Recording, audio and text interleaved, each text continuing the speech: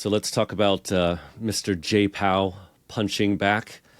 Last Wednesday at an Economic Club of Chicago event, Mr. Jerome Powell directly addressed the tariffs, Trump's calls for Powell to cut interest rates, and more.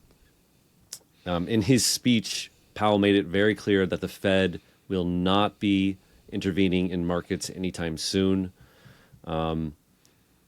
It's quite a unique situation, I think, for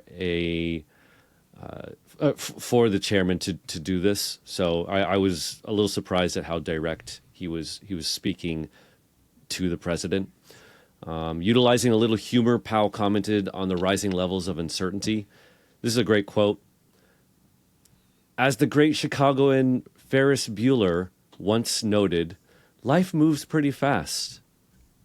For the time being, we are well positioned to wait for greater clarity before considering any adjustments to our policy stance, end quote. That's Mr. Jerome Powell. He's using a little humor. He's in Chicago. He's talking about Ferris Bueller. But most importantly, he is referring to the level of volatility and uncertainty that's happening right now. Also, I think he's putting a little dig at Trump himself and the Trump administration, which has kind of been all over the place, flip-flopping on tariffs and all kinds of things around that. Initially, markets didn't like Powell's statements. You saw very mild sell-offs in all major assets. However, that was short-lived, and markets recovered afterwards. In my newsletter, I talked about this, and I think people are just also really exhausted, and so markets didn't really. Yeah, they sold off a little bit, but they didn't really move that much, right? Because people are just kind of like, I don't know what's going on. We're going to wait and see.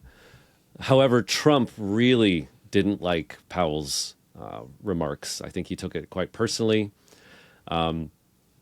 He posted on Truth Social this pretty interesting statement, and it ended with Powell's termination cannot come fast enough. So it's worth a read, the whole statement if you haven't seen it. I think most people have. And that's kind of the biggest news that we had last week. Thankfully, it wasn't, on balance, it wasn't that big of news, but it was still pretty interesting. Starting off with the overall significance, I think Powell's making it clear that he is not Trump's lapdog, that he is fiercely independent of the executive branch, and he made it clear that he doesn't want to kind of support or help the executive with these trade wars and fallout from the trade wars, at least at this time. So yeah, that's kind of to start with. Graham, any thoughts? Well, okay, so Powell's term is set to end in May 2026, so you can't really fire the chairman of the Federal Reserve, but this is Trump, so anything is possible. And if you just check out markets.bitcoin.com, by the way, we now have prediction markets data there. So nice. Just looking at this, Powell out as chair this year. This is on the Kalshi prediction market, and it's been rising. Where it's still relatively low, but 25% chance. And caveat, it's a small volume market, but people are betting on this. The chances of Trump somehow removing Powell as Federal Reserve Chairman have been increasing. That's interesting. Yeah, I read some things over the weekend. I didn't go too much into it because, I think this is just kind of, I don't know. Anyway, but I read a couple things saying that it's a gray zone. It's legally dubious whether he can do this or not. Again, that's never stopped Trump before.